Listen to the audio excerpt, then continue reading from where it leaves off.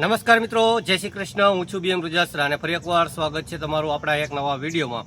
મિત્રો, આ છે રીંગણી, જે અમે ઘરે જ આનો પ્લાન્ટ તૈયાર કર્યો છે.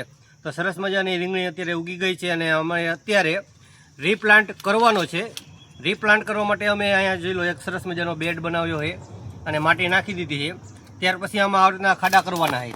ખાડા કરી અને એક રોપને એક ખાડામાં મૂકી દઈશું, એટલે કે વાવી દેવાના છે. એવી રીતના જેટલી પણ આમાં આપણે બેડમાં ખાડા થશે એટલી રીંગણી અમે આપણે ઉગાડી રહ્યા છીએ. પૂરો વિડીયો જોવા માટે તમે અમને લાઇક કરી દેજો, શેર કરી દેજો અને સંપૂર્ણ માહિતી લેવી હોય કે ઘરે કેવી રીતના શાકભાજી ઉગાડી શકાય તેના માટે અમને ફોલો પણ જરૂર કરી દેજો. જોઈ લો મિત્રો, આ છે માટી જ્યાં અત્યારે અમે ખાડો કરી રહ્યા છીએ અને એક ખાડામાં એક રીંગણી ઉગાડવાનો પ્લાન છે અમારી પાસે. તો થોડો વધુ ખાડો કરશું જેથી કરીને સારું એવું પાણી આપી શકાય.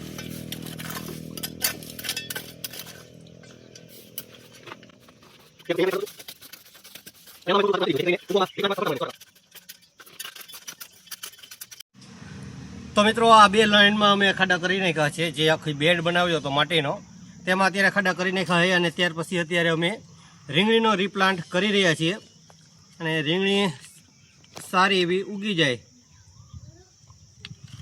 જોઈ લો, આનો ગ્રોથ પણ એકદમ સરસ મજાનો છે. અમે 100% કોકોપીટથી આ રીંગણી ઉગાડી હતી. તો મૂળિયા તો અત્યારે તમને દેખાતા હશે, સરસ મજાના મૂળિયા છે. 1 મિનિટ પહેલાં અમારે ને આમાં ખાતર થોડું આપી દેવી. તો મિત્રો, આ છે અમારી પાસે ઘન જીવામૃત, જે અમે ઘરે જ બનાવ્યું હતું. ખાડામાં નાખી રહ્યા છીએ. જોઈ લો આવી રીતના, જેથી કરીને રીંગણીનો છોડ સારો એવો ગ્રોથમાં થઈ શકે.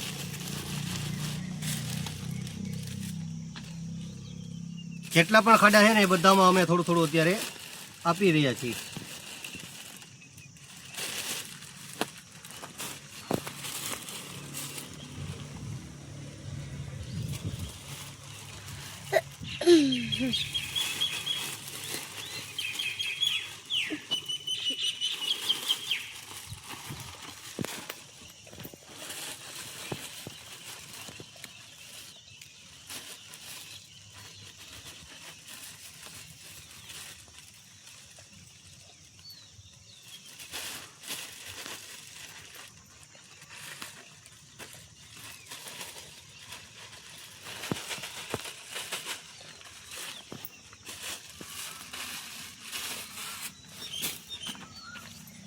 મિત્રો, બધા ખાડામાં અમે અત્યારે ઘન જીવામૃત નાખી દીધું છે.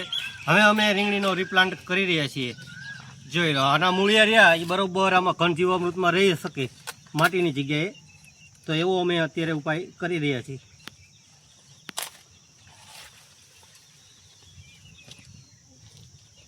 જોઈ લો, રીતના ઉગાડ્યા પછી થોડું પ્રેસ કરી દઈશું જેથી કરીને માટીમાં સારો એવો પકડ બની જાય.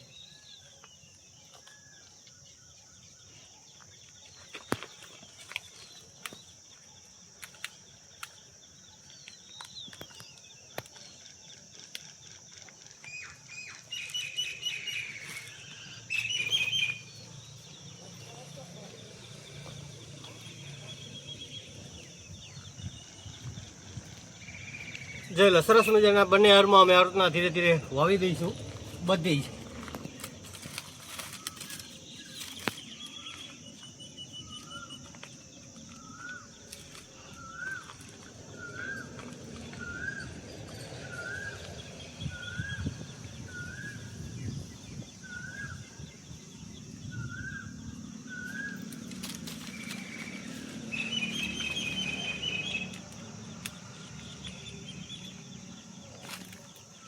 અમે આટલા પ્લાન્ટ વાવીને છતાં પણ અમારી પાસે બીજા પણ જે રોપા છે રીંગણીના, જે અમે ક્યારામાં ઉગાડ્યા હતા, તે પણ સરસ મજાના છે. તો એ પણ ક્યારેક અમે ખેતર લગભગ વાવવાનો પ્રયત્ન કરશું.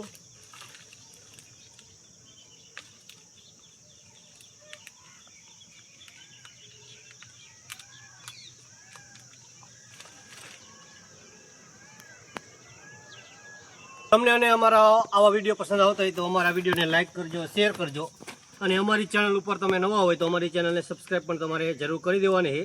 અને ચોમાસું હવે નજીક આવી રહ્યું છે એટલે તમે પણ તમારા ઘરે શાકભાજી ઉગાડવાનો જરૂર પ્રયત્ન કરજો. એટલે એકદમ ફ્રીમાં 10 રૂપિયાનું અમે બીજ લાવ્યા હતા અને તેમાંથી અમે આટલા રોપ બનાવ્યા છે. અને છતાં પણ હજી ઘણું બધું બિયારણ બાકી છે, અમારી પાસે છે હજી. જોઈ લો, હવે છેલ્લો લાસ્ટ રોપો છે તે એકદમ સરસ મજાનો. આના રૂટ જોઈ લો તમે, ગ્રોથ સારો એવો છે રૂટનો. તો લગભગ તો 99% અહીંયા કણે રીપ્લાન્ટ સફળ થવો જ જોઈએ અમારે.